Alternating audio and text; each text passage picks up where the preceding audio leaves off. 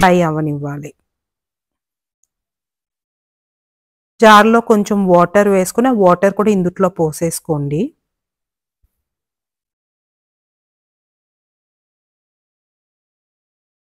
ఇప్పుడు లిడ్ పెట్టుకుని గీ పైకి తేలే వరకు బాయిల్ అవ్వనివ్వండి.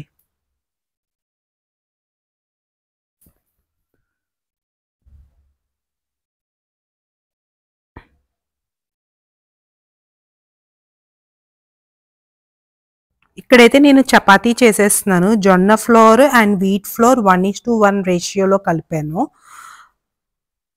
జొన్న డైరెక్ట్ ఒట్టి జొన్నతో అయితే నాకు అంత నీట్‌గా రావట్లేదు. సో, అందుకే ఈ 2 1:1 రేషియోలో కలిపితే ఇదిగోని చూసారు కదా!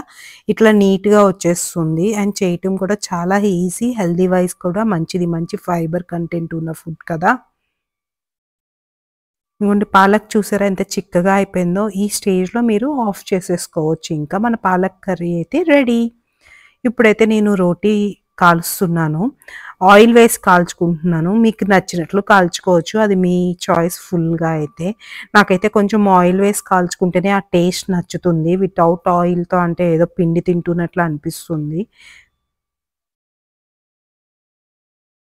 సో, అందుకే ఇట్లా అయితే కాల్చేస్తున్నాను.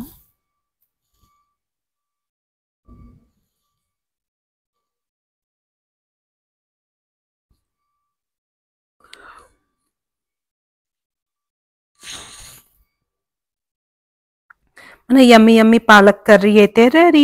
మరి రోటీలోకి మీకెలా అనిపించిందో చెప్పండి. మీరు కూడా ట్రై చేసి చూడండి. చాలా ఈజీ. అండ్ మర్చిపోకుండా కామెంట్ సెక్షన్‌లో కామెంట్ చేయండి. మీకు కనుక జస్ట్ అట్లా వీడియోస్ నచ్చినట్లయితే please do share, comment, like and subscribe. మొత్తానికైతే మేమిట్లా తినేస్తున్నాము రోటీలో palak. Thanks for watching. Bye.